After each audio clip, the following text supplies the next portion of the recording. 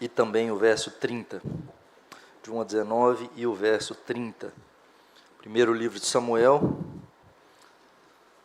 os versos de 1 a 19 e o verso 30, diz assim a santa palavra do Senhor.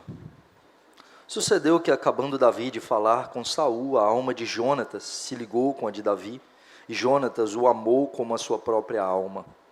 Saul naquele dia o tomou e não lhe permitiu que tornasse para a casa de seu pai. Jonatas e Davi fizeram aliança, porque Jonatas o amava como a sua própria alma. Despojou-se Jonatas da capa que vestia e a deu a Davi, como também a armadura, inclusive a espada, o arco e o cinto. Saía Davi aonde quer que Saul o enviava e se conduzia com prudência, de modo que Saul o pôs sobre tropas do seu exército, e era ele benquisto de todo o povo e até dos próprios servos de Saul.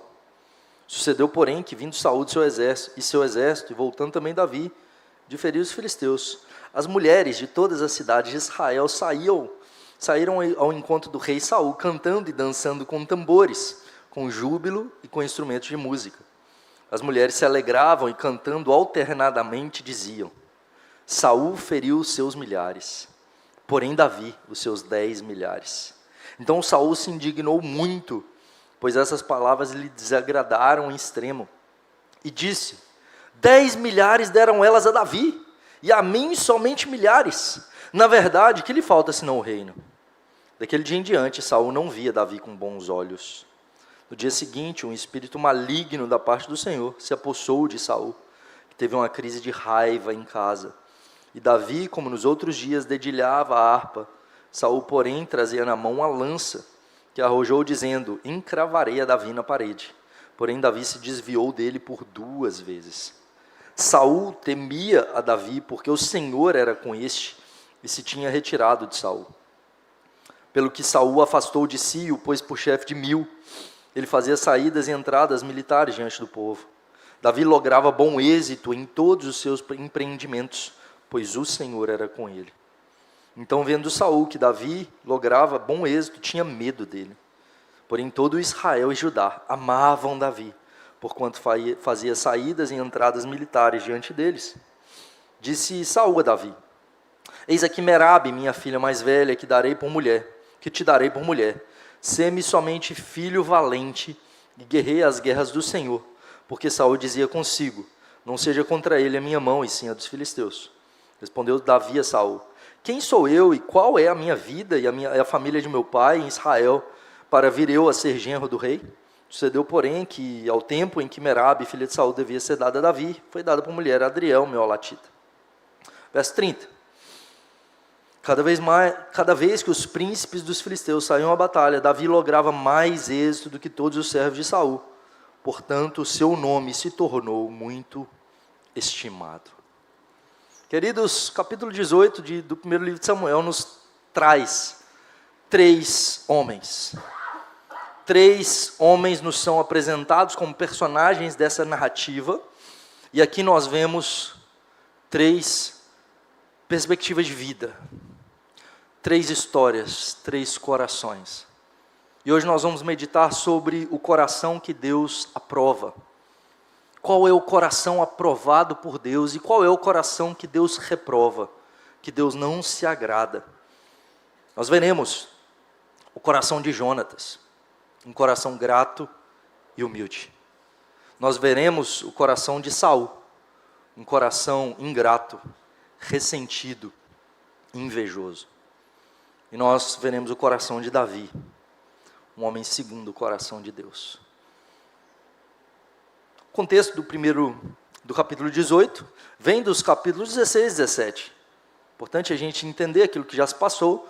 O capítulo 17 que nós vimos na nossa último sermão no livro de Samuel, nós vimos a batalha de Davi contra Golias. Enquanto Saul está tremendo de medo, o gigante de Israel não quer lutar contra o gigante dos filisteus. Davi luta pela glória de Deus, sabendo que Deus lutava por ele. Davi se levanta, inclui Deus na história, e a história muda. Davi é usado por Deus para trazer vitória ao povo de Israel, e Deus o usa poderosamente. No capítulo 16 nós vemos o capítulo 15, na verdade o capítulo 13, o capítulo 15, Saul é rejeitado pelo Senhor como rei, porque ele não busca agradar a Deus, ele quer agradar o povo, ele está apegado com o trono e não com a glória de Deus. Deus o rejeita como rei e escolhe Davi. No capítulo 16, então, Davi é ungido por Samuel como rei, e agora o Espírito do Senhor deixa Saul e vai sobre Davi. Davi agora está apto para reinar, mas quem está no trono ainda é Saul. Mas ele não está mais apto para liderar o povo de Deus. Ele vai fazê-lo até a sua morte, mas ele não tem mais condições. Ele trabalha com toda a sua força para se manter nessa posição. Entretanto, isso lhe custa muito. Custa a sua saúde espiritual, emocional, física, e isso lhe gera muitas dores, um coração amargurado, uma vida terrível. Ao passo que Davi está sendo forjado pelo Senhor, para que ele possa assentar-se no trono, para que ele possa governar sobre o povo de Deus, sendo dirigido pelo Senhor, para a glória do Senhor.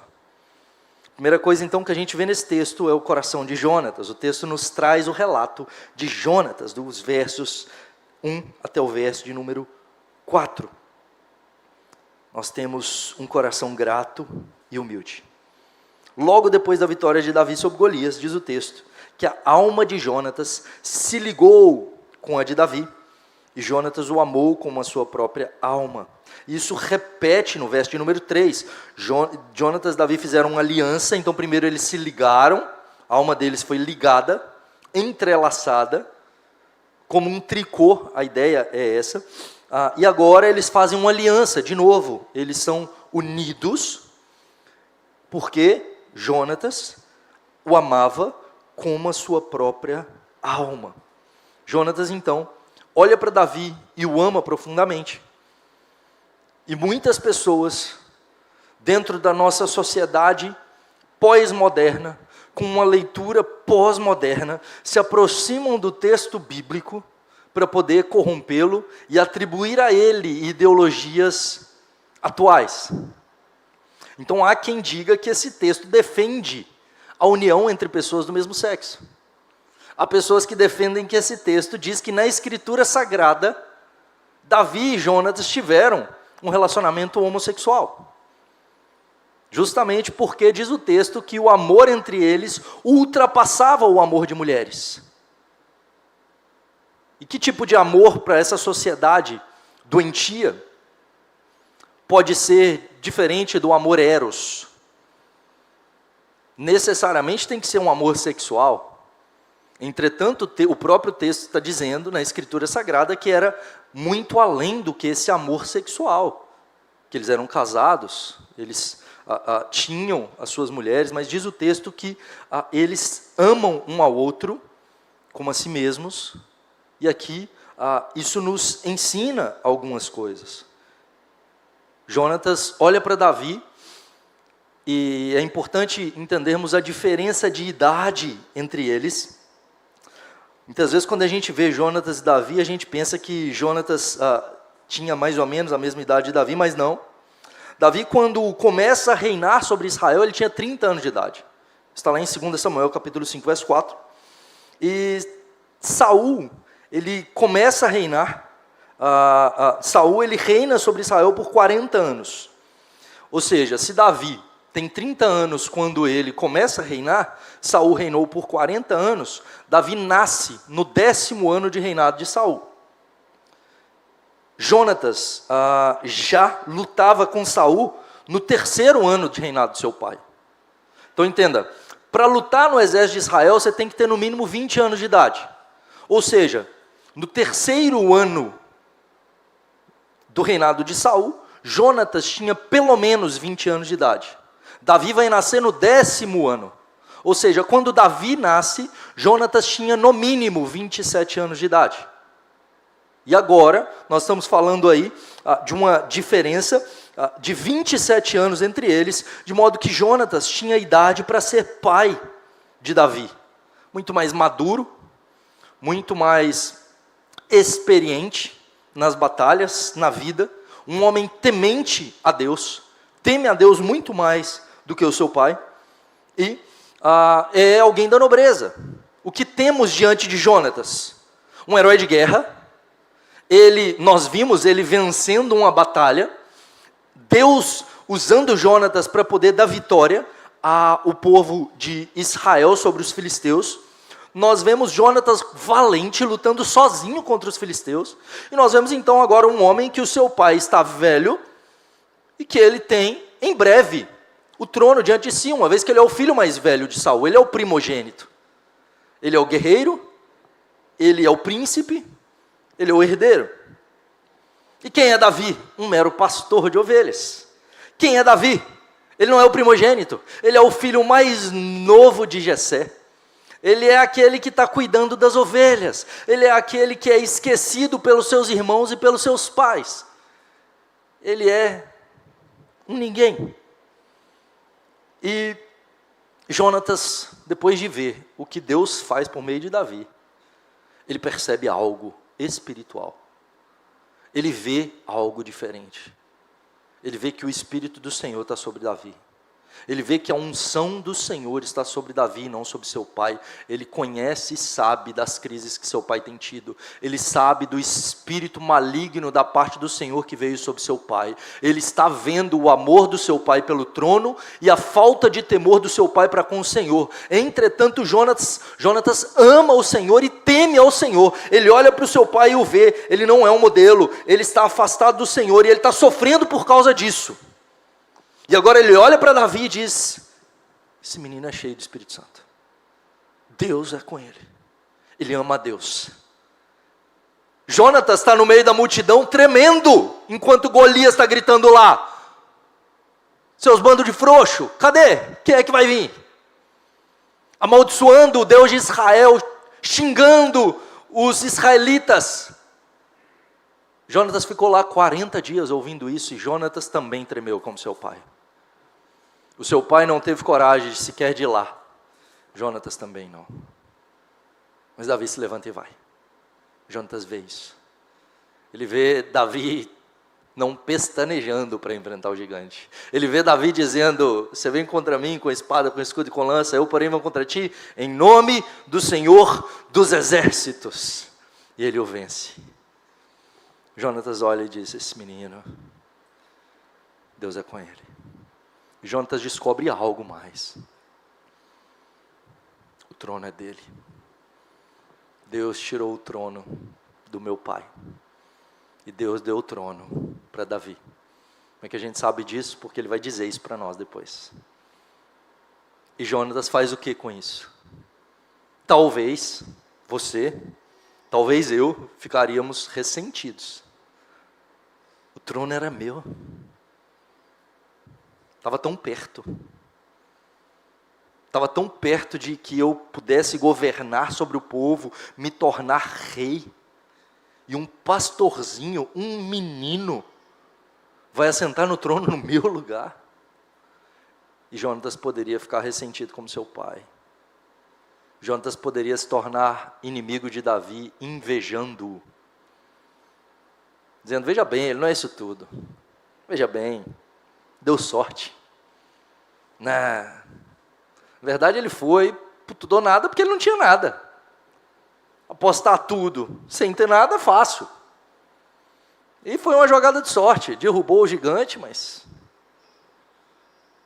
Jonatas teme ao Senhor e ama ao Senhor. E aqui nós temos o segredo para uma vida leve. Temos um coração grato. Aprender a que nós não somos o centro.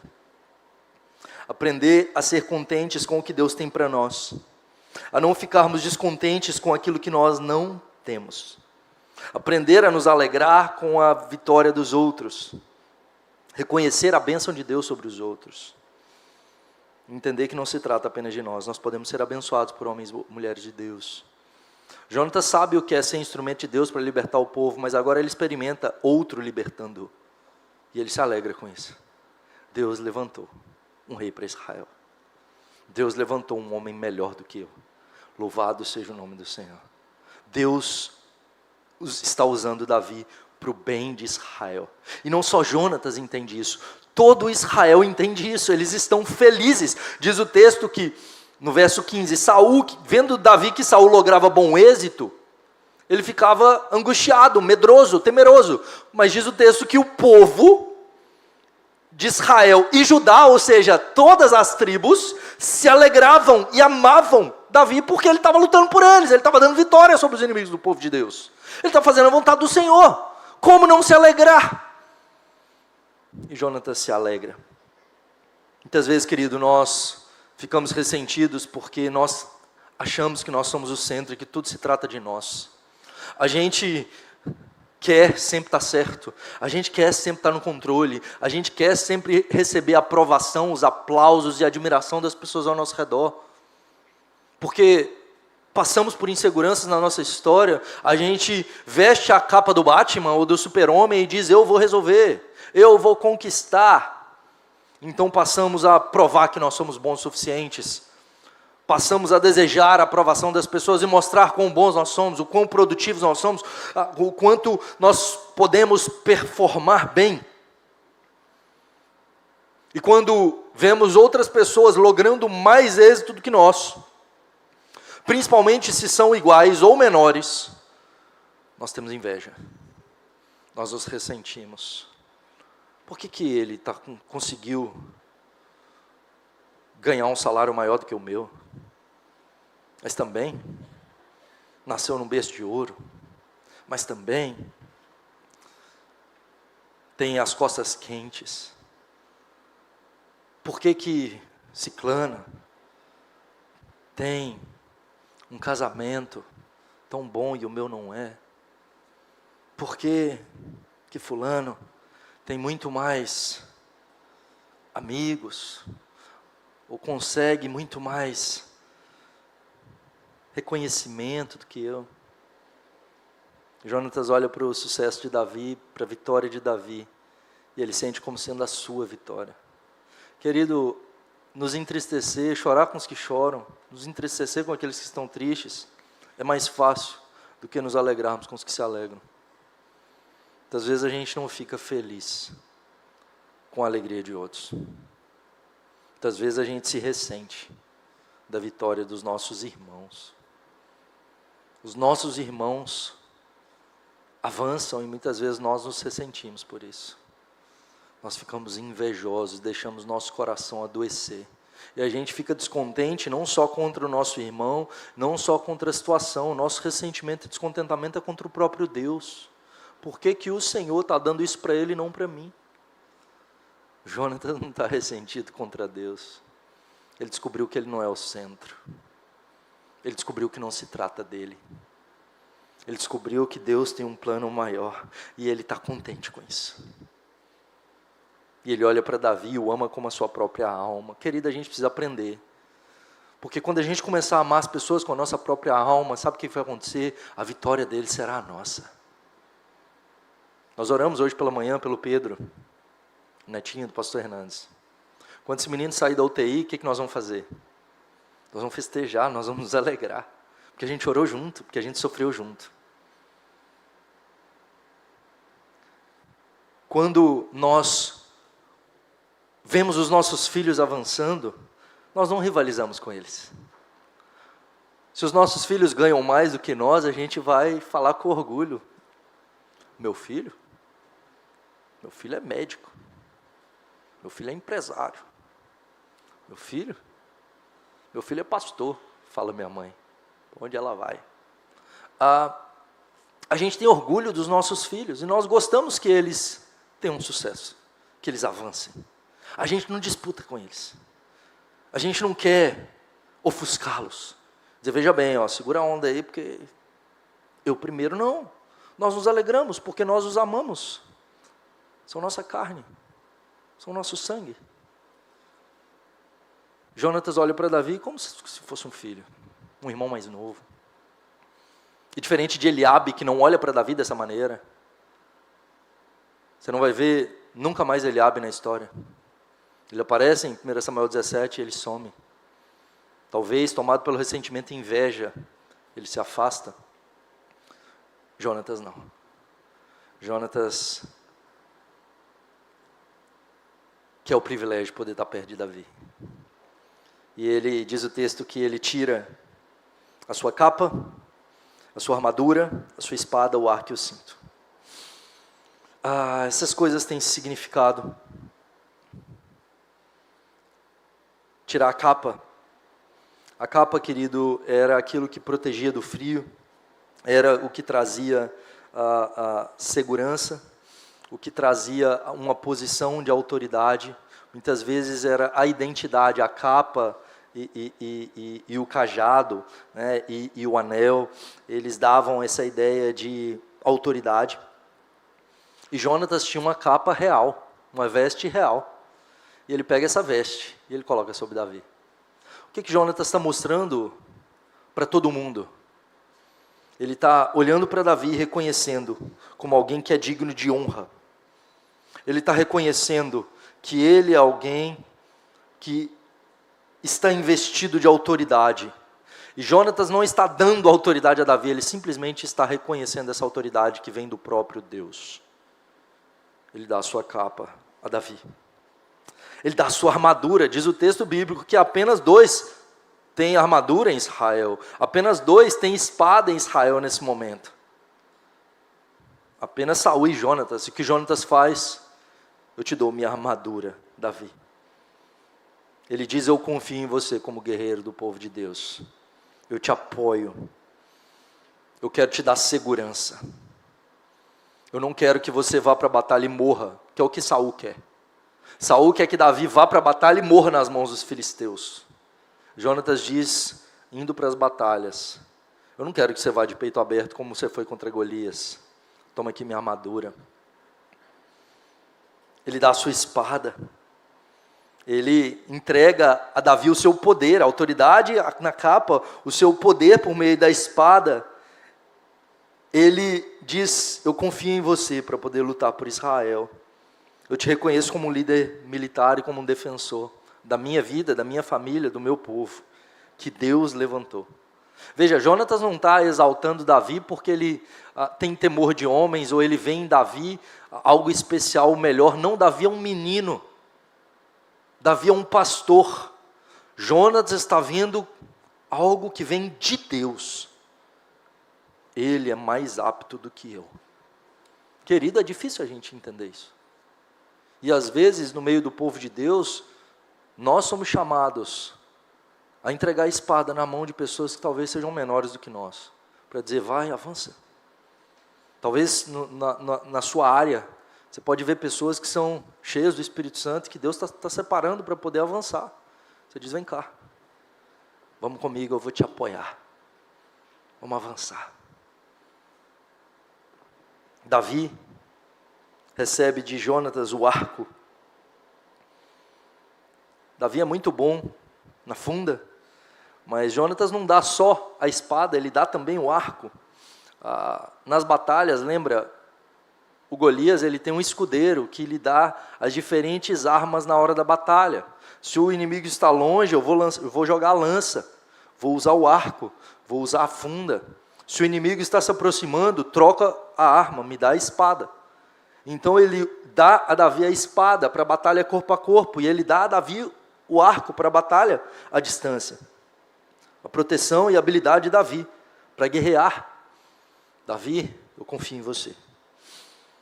E ele dá o cinto, é aquilo que prendia a espada, que o deixava pronto para a batalha, no caso de não haver algum armeiro ali, alguma pessoa para poder dar as armas para Davi, ele tem o cinto, o tempo todo com a espada à altura, vigilante, preparado. Jonatas dá a Davi a capacidade de estar preparado para as batalhas, e ele confia nele. O que essa parte nos ensina sobre o coração de Jonatas? Ele nos aponta para alguns princípios que esse texto nos ensina. Em primeiro lugar, que nós devemos ser, assim como Jonatas era com Davi, nós devemos ser uns com os outros, um só coração e uma só alma. Diz o texto que eles estavam unidos de alma, eles tinham um só coração e uma só alma. Diz o texto bíblico em Atos, capítulo de número 4, verso 32, que todos os que creram tinham um só coração e uma só mente, unidos de alma. A igreja primitiva, quando vive um avivamento, eles entendem o que é ser unidos de alma. Enquanto nós não entendermos isso, que a gente precisa olhar um para o outro aqui, e amarmos uns aos outros a ponto de estarmos unidos de alma, não com laços de sangue, não com os nossos filhos, pais, irmãos de sangue, não, irmãos na fé. Jonatas não tinha laço de sangue algum com Davi, o que os unia era a mesma fé no Deus invisível, o Deus de Israel. Querida, a gente tem que se amar, a gente tem que começar a ver Deus na vida uns dos outros, a gente precisa aprender a ser humilde, e grato a Deus pelo que Deus está fazendo na vida do meu irmão, porque eu entendo que a vitória é minha.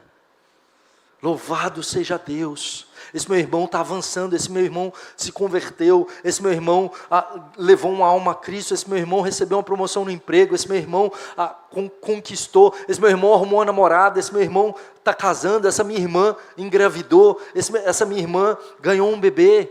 Então eu me alegro. E eu tenho uma vida muito mais leve, porque eu tenho muito mais vitórias.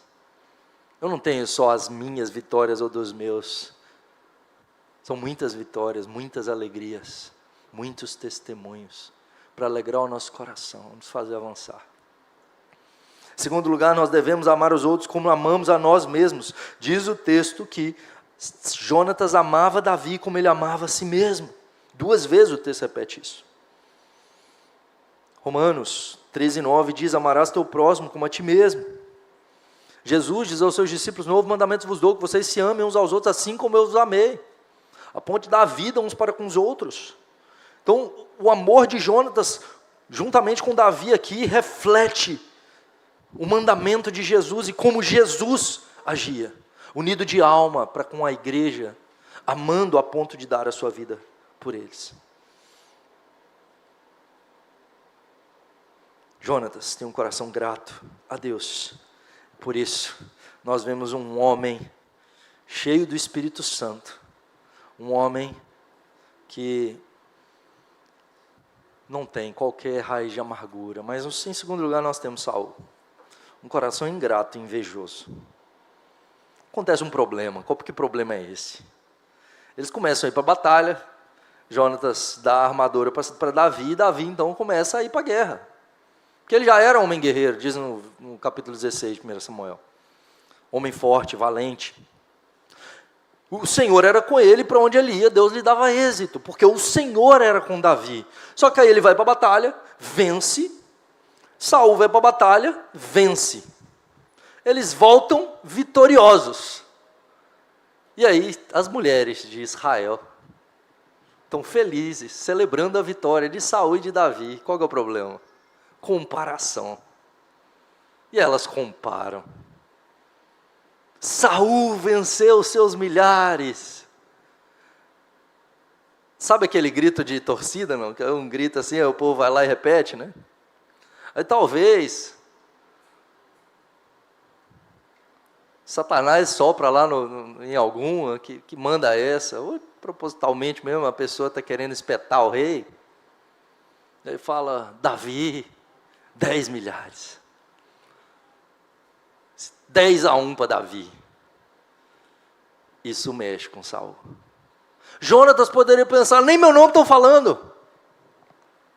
Estão falando de Davi. Estão falando do meu pai, nem de mim. Jonatas não está ressentido, ele está feliz. Assim, Deus está dando vitória. Glória a Deus, não é 10-1, é 11-0. Ok? Não. Saul olha para isso. E agora ele começa a torcer para os filisteus. Tem noção? Ele começa a torcer para os filisteus. Quando Davi vai para a batalha, para quem que ele torce? Para morrer o exército dele. Por causa da sua inveja, do seu coração ressentido e descontente. Muitas vezes a gente fica torcendo para dar errado as coisas do outro. A minha vida está ruim. Eu estou com um coração amargurado, ressentido, e estou torcendo para o outro também ficar. Eu estou sofrendo e quero que o outro sofra. E Saul então ele entrega o seu coração para Satanás. Diz o texto que depois dessa raiz de amargura, desse ódio que ele tem a Davi, não porque Davi lhe fez qualquer coisa, mas porque ele lhe inveja, porque Saul ele está apegado com o poder e o trono. Diz o texto que vem um espírito maligno atormentar Saul. Sabe o que acontece quando a gente tem um coração ressentido, amargurado, invejoso? Um espírito maligno vem para poder atormentar a gente. Você pode não ver, mas muitas vezes a insônia, a ansiedade, o medo, diz o texto que Saul está tomado pelo medo. Ele teme que Davi se levante contra ele para matá-lo, para assumir o seu lugar. Isso acontecia muito. Saul não teme ao Senhor, dizendo: o Senhor me pôs aqui, eu vou governar para ele. Não, Saul quer governar pela sua própria força. Por causa disso, ele fica com muito medo. A gente decide governar a nossa vida pela nossa própria força. Nós vamos fazer as coisas do nosso jeito. Eu vou trabalhar. Eu vou conquistar. Eu vou ganhar dinheiro. Eu vou chegar naquela promoção. Eu vou. As pessoas precisam ver que eu sou bom. Eu vou provar para todo mundo que eu consigo. Só que acontece quando eu não consigo, porque eu decidi ser Deus da minha própria história. O que acontece é que eu fico ressentido e descontente, porque eu acho que eu mereço, eu me coloco no lugar de Deus, no lugar de juiz, no lugar de rei, para que o meu nome cresça, para que o meu reino seja estabelecido e a minha vontade seja feita, e fico ressentido contra Deus, porque Ele não está se curvando à minha vontade, me dando aquilo que eu quero, e me ressinto contra as pessoas ao meu redor, porque elas estão avançando e eu não. Satanás, isso é um prato de mão cheia para Satanás. Lançar setas para gerar mais medo, mais ressentimento, mais dor, mais ansiedade, mais ira. Saul passa a ser dominado pela ira, que dá lugar ao diabo, e agora Saul começa a planejar matar Davi. 2 vezes ele joga a lança para matar Davi, só que Davi era bom. Não só que ele era bom, Deus era com ele, não ia deixar ele morrer. Saul, com explosões de ira. Muitas vezes, nós explodimos em ira, como crianças mimadas, quando as coisas não acontecem do nosso jeito. Muitas vezes, tomados pelo medo e ansiedade, porque nós queremos governar. Ressentidos contra o próprio Deus, porque nós temos um apego a uma coisa: o nosso nome, a nossa posição, o nosso status, o nosso dinheiro. Eu preciso ganhar dinheiro, porque aí eu vou ser abençoado. Eu preciso ter status, porque aí eu vou ser abençoado. Eu preciso de poder, porque aí eu vou ser abençoado. Jonatas não está nem aí para isso. Importa que o Senhor seja glorificado. E ele tem um coração leve. Não, Satanás não consegue tocar em Jonatas. Não tem espírito maligno vindo contra Jonatas. Sabe o que tem que acontecer, querido? Se você tem sofrido na sua vida com esse coração ingrato, que só olho para o que eu não tenho, é assim que Satanás trabalha, para gerar ressentimento no coração, para olhar para o que eu não tenho. Ele fez isso com o ser humano que tinha tudo, e ele conseguiu gerar ressentimento no coração desse ser humano que tinha tudo, Adão e Eva. Casal, que tinha tudo. Qual que é a estratégia que ele usa? Pode comer nada. Ele está num jogo ali. Vira para Adão e Eva e fala assim: não pode comer nada. E aí a Eva fala assim: pode, que é isso? Nós estamos no paraíso. Vocês estão no paraíso mesmo?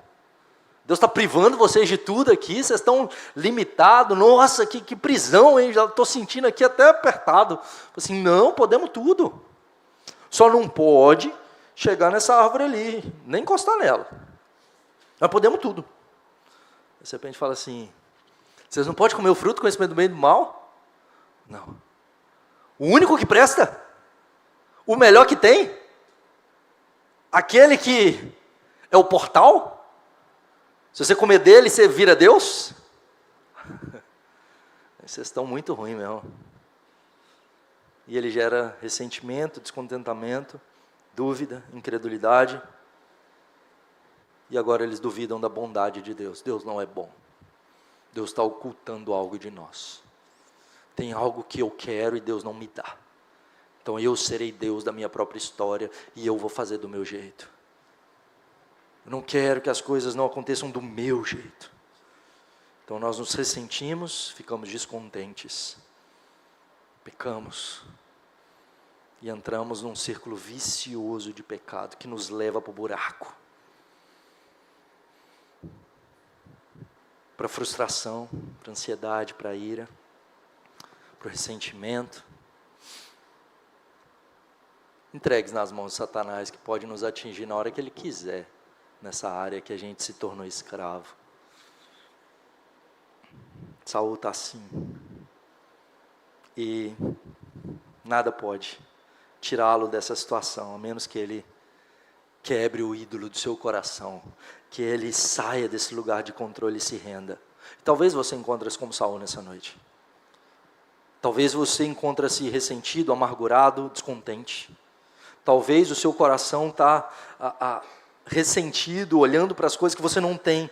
Você não fica feliz porque você tem a salvação em Cristo, você não fica feliz porque você tem uma cama onde dormir, você não fica feliz porque você tem saúde, você não fica feliz porque você tem uma igreja onde congregar, não. Você fica infeliz por conta de algum dinheiro que você não tem, você está infeliz e descontente por conta de algum problema no trabalho, algum problema. Querido, todas essas coisas nós teremos, entretanto, a nossa alegria não tem que estar nessas coisas, e nem depender dessas coisas. Tampouco nós devemos estar descontentes, ressentidos, achando que a gente tem o controle, ou que as coisas têm que ser do nosso jeito. A gente é chamado a descansar no Senhor, olhar para Ele, tê-lo como nosso tesouro, como nosso bem mais precioso, como a razão da nossa esperança, aquele em quem nós firmamos os nossos pés, e nada pode nos abalar, porque a gente pode morrer,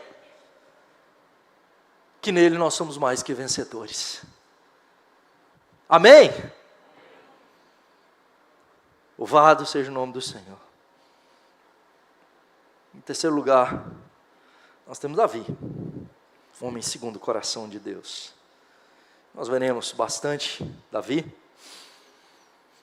Davi é alguém que diz que o Senhor era com ele. Davi, ele teme ao Senhor e ele vai para as batalhas, lutando pela glória de Deus, olhando para o Senhor. Davi não se ressente contra Saul. Davi, ele não usa Jonatas em uma amizade estratégica, diz, deixa eu me aproximar de Jonatas, porque isso vai ser bom para mim. Não. Davi olha para Jonatas com um amor sincero. Ele ama Jonatas. E a gente vai ver isso na história. Davi cuidando da descendência de Jonatas. Porque Davi o amava. Davi o ama. Quando Saul deseja matar Davi, Davi não fica ressentido, porque, veja, é muito ruim quando você não fez nada e as pessoas estão te acusando falsamente de traidor, de alguém que está querendo gerar insurreição. É muito ruim quando você está colocando sua vida em risco para libertar o povo e tem alguém querendo te matar. E você está lá ajudando o cara, tocando harpa para ele, porque ele fica perturbado de vez em quando, por conta dos pecados dele, e você vai lá para poder ajudar. E o cara que você está tocando a harpa, ele joga uma lança em você. E diz o texto que ele fez isso quantas vezes? 2! Eu não sei vocês, na primeira eu tinha ido embora. Você se liga? Fica aqui mais não. Minha vida preciosa. Davi não, ele permanece. Ele se compadece. Ele dá uma segunda chance, uma terceira. Ele não sai de perto. Ele só sai de perto, a gente vai ver isso, quando ele vê que não tem como. Ele fala assim, rapaz, já era aqui, senão acabou para mim. Mas ele fica. Ele entende que não se trata do nome dele, não se trata... Ele já foi ungido rei, já lhe foi prometido o trono. Ele não está ressentido contra Saul, ele não levanta um dedinho. Às vezes ele tem vontade, de vez em quando ele pensa e diz o texto, a gente vai chegar lá, que pesa o coração de Davi. Assim, não posso. Um homem segundo o coração de Deus. Talvez você foi ferido. Talvez pessoas fizeram mal para você. Para ter um coração segundo de Deus, a gente precisa aprender a perdoar. A gente precisa aprender a olhar com graça. Porque se Davi reagisse como Saul, ele teria o coração como de Saul. Davi está leve. Davi está cheio do Espírito Santo.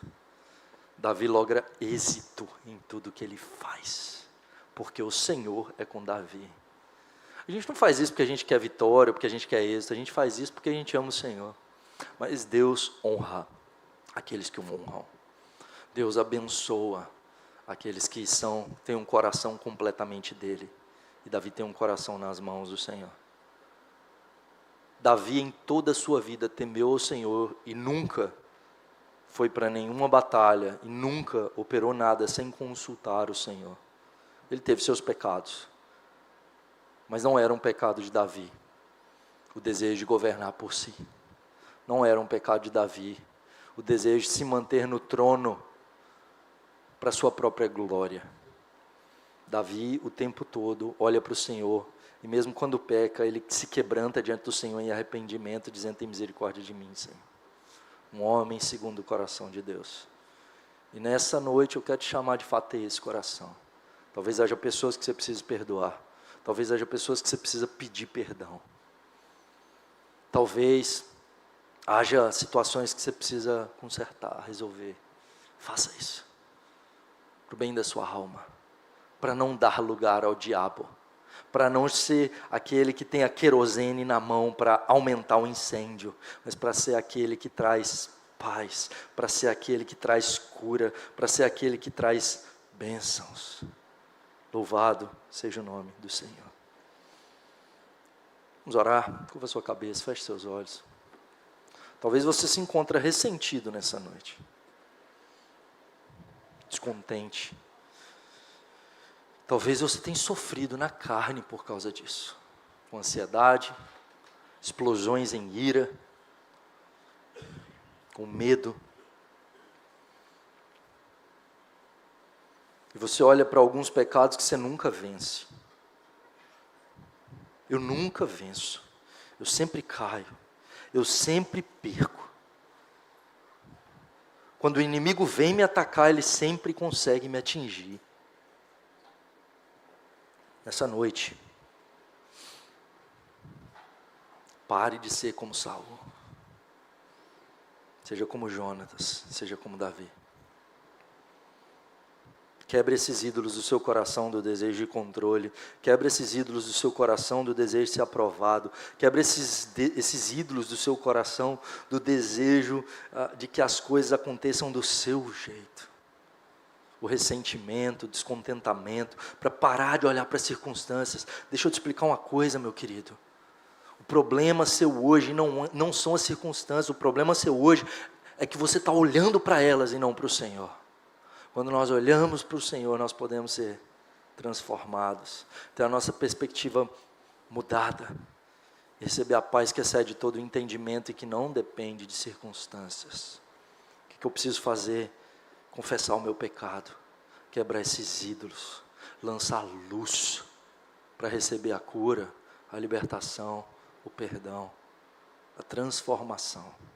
Se você precisa disso nessa noite, quero te convidar a se colocar de pé. Eu quero orar com você e por você. Deus está nesse lugar.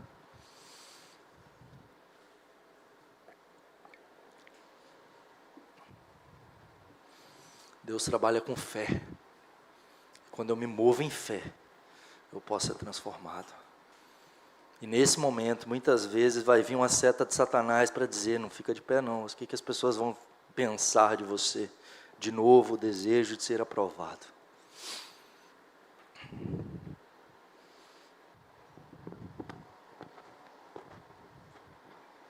Confessa seu pecado diante do Senhor agora. Senhor, eu tenho perdido as batalhas. Senhor, perdoa pelos meus pecados de controle, meus pecados de desejo de aprovação, os pecados sexuais. Perdoa, Deus, os meus pecados da avareza, do orgulho. Perdoa, Deus, a minha inveja, o meu ressentimento, o meu descontentamento, a minha murmuração. Perdoa a minha maledicência, as minhas explosões em ira. Senhor, me perdoa porque eu tenho estado descontente contra o Senhor. Confessa o pecado ao Senhor, querido. Ele está aqui, Ele é fiel e justo para perdoar o meu e o seu pecado, para trazer cura, libertação, transformação plena. Ele está aqui, Ele está aqui. E onde o Senhor está, há perdão, a transformação. Obrigado pela Tua presença, Jesus. Obrigado pela Tua presença, Jesus. O Senhor anda no meio dos candeeiros, o Senhor anda no meio da igreja. Nesse momento toca o Teu povo.